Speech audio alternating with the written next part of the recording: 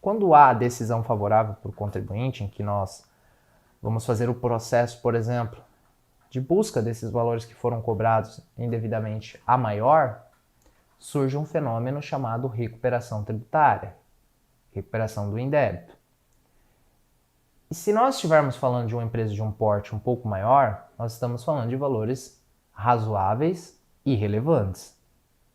Nesse caso, essa recuperação tributária, esse valor que eu paguei a mais, em que vai ser retornado ao patrimônio da empresa, através em grande parte de compensação, ou seja, eu tenho um crédito em desfavor da fazenda no qual eu vou sucessivamente abatendo dos meus débitos. Ou até mesmo se eu buscar através de restituição, que aí eu tenho um valor em espécie, que é um caso um pouco mais isolado e menos frequente, na medida que esse valor retorna ao patrimônio da empresa, primeira pergunta, isso deve ser tributado?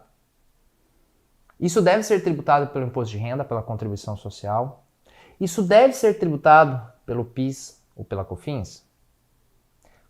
Qual é a tratativa? E se sim, qual é o momento da tributação? Porque vamos pensar que tem alguns momentos. Tem um momento do trânsito em julgado, em que o fenômeno, né, do direito ele é adquirido.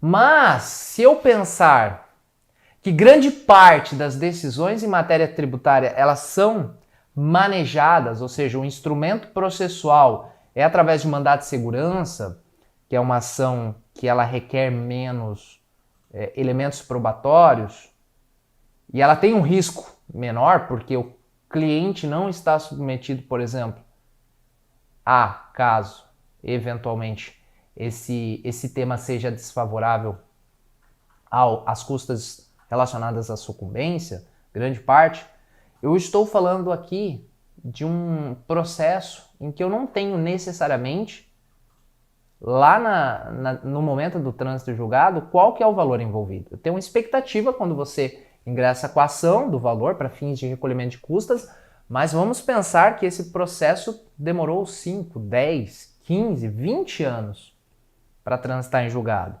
Então eu preciso de uma atualização. E muitas vezes no passado a gente sabe que acontecia coisas diferentes, né, pessoal? Colocava R$1.000 lá e, enfim, né? Mas agora acho que o parte judiciário já não aceita mais dessa maneira.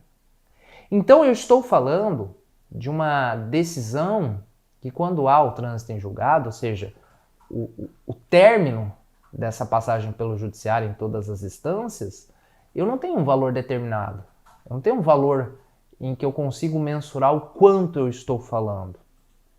Eu ainda preciso de um processo subsequente chamado habilitação de crédito decorrente do trânsito em julgado de ações, em que eu formo todo o cálculo, a base de cálculo, e mensuro detalhadamente quanto que envolve essa matéria, mediante vários documentos da Receita Federal, depois eu posso até mostrar para vocês, eu protocolo, eu abro um processo administrativo, é um processo eletrônico administrativo, instruo esse processo com os formulários, todos os documentos que são exigidos e num prazo anteriormente, né, era até 30 dias, era bem rápido, hoje está demorando mais, 4, 5 meses, dependendo da região ou até mais. A Receita Federal se manifesta a respeito desse tema, desse pedido, em que ela homologa, ela fala, olha, cumprir os requisitos formais a respeito do procedimento de habilitação de crédito e esse valor está disponível para você utilizar. E ela deixa bem claro, isso está previsto lá no artigo 100 da Instrução Normativa 2055. Eu vou mostrar depois na tela.